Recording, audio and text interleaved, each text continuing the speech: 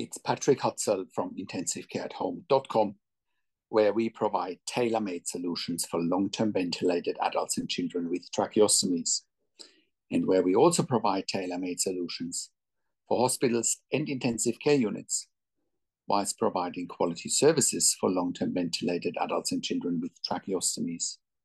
Also otherwise medically complex adults and children at home, including home BiPAP, home CPAP, home tracheostomy care when adults and children are not ventilated, also home TPN. We also provide IV potassium, IV magnesium infusions at home, as well as IV antibiotic infusions at home. We also provide port management, central line management, PICC line management, Hickman's line management, as well as palliative care services at home. And that also includes ventilator weaning at home. Now, today I want to answer a question from one of our readers, Morgan, who says, "Hi, Patrick. My mother is in ICU after an emergency CABG. CABG stands for coronary artery bypass graft, also known as open heart surgery, about 6 weeks ago. And we have been told by the ICU that we should prepare for hospice because she is ventilator dependent with a tracheostomy. Before all of this, she had no prior health problems other than breast cancer 15 years ago.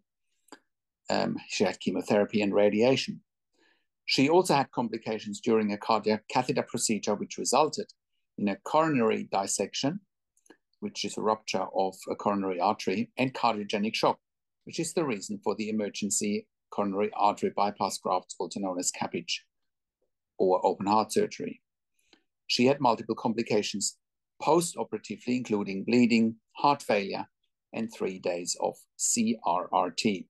CRRT stands for continuous renal replacement therapy. It's also known as dialysis or hemofiltration. Her kidney functions are close to normal now. She was on sedation for 14 out of 21 days in cardiac ICU before going to the general ICU. On admission to the general ICU, we were told that she had severe sepsis and 2 small strokes that were discovered once a CT scan was done. She also had to get a tracheostomy during her stay in the cardiac ICU since she was unable to come off the ventilator before going to the general ICU. Since the emergency coronary artery bypass graft, her ejection fraction is 40%, but we are now being told she has metabolic encephalopathy since she's not consistently responsive to commands and has been back on sedation for 14 of her 29 days in the general ICU. She has also been failing her ventilation weaning program. I believe this has to do with the fact she has been back on sedation due to anxiety and becoming tachypnic. The settings are FiO2 of 30% and PEEP of 5. We feel the ICU team are giving up on her too soon because she's costing them too much time and resources. They are making me feel guilty as if I'm making her suffer, but I think there is hope. I want to give quality of life to her at home. How can we get her home? Thank you so much for all that you do." Thank you, Morgan, for sharing your email. And first off,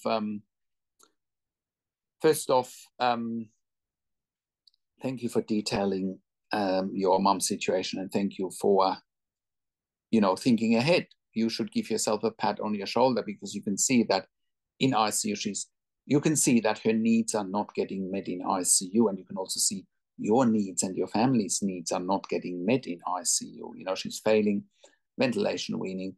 Now, I couldn't tell you whether she can be weaned off the ventilator or not, but given that it's been 6 weeks now, it's time that you are looking for an alternative approach and also for a proven approach. And intensive care at home is not only an alternative, it's also a proven approach, Now, you're mentioning that her settings are FiO2 of 30% and PEEP of 5. That's just a small snapshot of what a ventilator is doing. You haven't mentioned what ventilation mode she's in. Has she passed the spontaneous breathing trial? Is she breathing SIMV, ACV, CPAP, pressure support, BiPAP? So, it's not clear to me what are her ventilator settings. But in any case, you know, the next step really is to get her home, because once again, your mom's needs are not being met. She's anxious in there, which is why she's sedated again. You know, our clients at home are not sedated because they're not anxious at home. You know, they're in their own environment, you know, and they can live the life they want to live in their own environment, as opposed to an intensive care environment where there's simply no quality of life. And in some instances, no quality of end of life. I'm not sure whether, you know, your mom is in an end of life situation, you know, whether she can be weaned off the ventilator. She certainly will need some cardiology input with an ejection fraction of 40%. She certainly will need some input from nephrology with her kidney failure. But one way or another, you already know that we are providing a win-win situation here, because the ICU bed is $5,000 to $6,000 per bed day. Intensive care at home is approximately half of that cost, right? Plus, the quality of life for your mom in ICU is poor. She's anxious, she's on sedation. She shouldn't be anxious and she shouldn't be on sedation, right? And, you know, also with a health insurance paying $5,000 to $6,000 per bed day, or public system paying $5,000 to $6,000 per bed day, by cutting the cost of an ICU bed by approximately half, it's of the interest of everyone. Again, it's a win-win situation. The hospital is not going to pay for it. You're not going to pay for it, you know.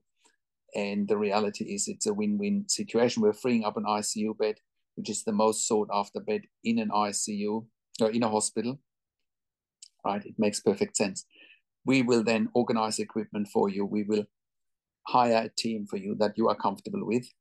You know, it's not like in an ICU where nurses and doctors are coming and going. We're creating a stable team for your mom, you know, the people that she knows, likes, and trusts, the people that you know, like, and trust.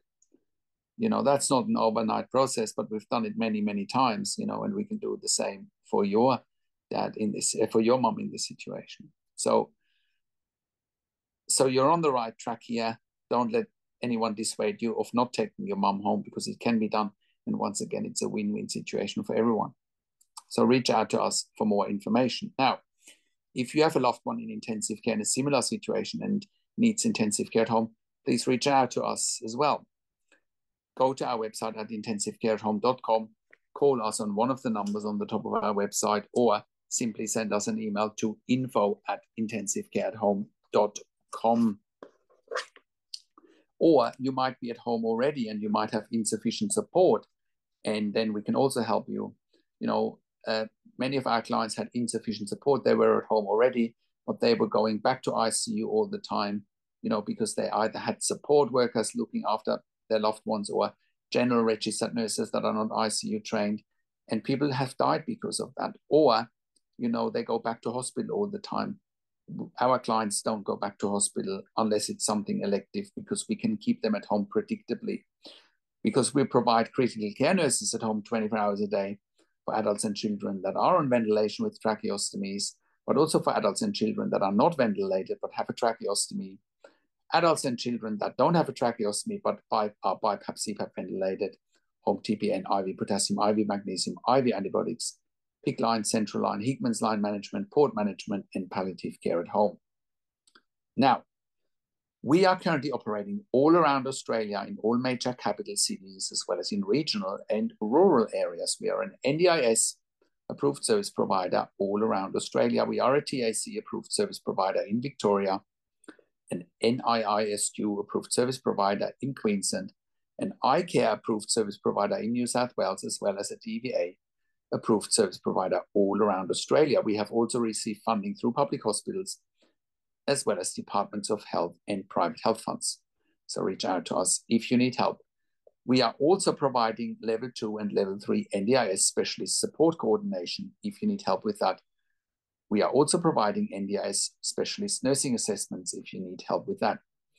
We are also currently providing an emergency bypass service for the Western Sydney local area health district, where we send our critical care nurses into people's homes, or sometimes into residential aged care facilities, to keep EDs empty and do the ED at home.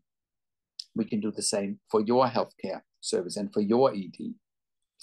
Now, and if you are in the US or in the UK and you're watching this, we can help you there privately. Please reach out to us as well. Now, also, like I mentioned, if you're at home already, you have insufficient support, please reach out to us as well. The NDIS in Australia is actually funding nursing care, contrary to popular belief, just needs to go through the right advocacy process, which we are the experts in, so please reach out to us. And if you're an NDIS support coordinator and you're looking for nursing care for your participants or for more funding because you don't know how to advocate for nursing care, please reach out to us as well. And if you are a critical care nurse and you're looking for a career change, we want to hear from you as well. If you have worked for a minimum of 2 years in critical care, ICU or ED, and if you ideally have completed a postgraduate critical care qualification, we currently have jobs in Sydney, Melbourne, Brisbane, Albury, Wodonga, as well as in Bendigo, Country Victoria, as well as in Warragul, Country Victoria. We want to hear from you, and we're looking for people that want to complement our team. People who are team players and people who are looking for regular work. We are a service provider and not an agency. We pride ourselves on providing a tailor-made solution to our clients. So if you're looking for agency work and you want to come and go, please don't apply. Only apply if you want to make a difference to our clients' life and if you want regular work. And that includes working with our clients on a regular basis. Now, if you are an intensive care specialist, we are currently expanding our medical team. We want to hear from you. And if you're an intensive care specialist and you have bed blocks in your ICU, which I know you do, then I encourage you to reach out to us as well. We can help you eliminate your bed blocks, but more importantly, we can improve the quality of life and sometimes quality of end of life for your patients and their families. And if you're a hospital executive watching this, we also want to hear from you because, again, we can help you eliminate bed blocks in ICU and ED. Please reach out if you need help. Thank you so much for watching.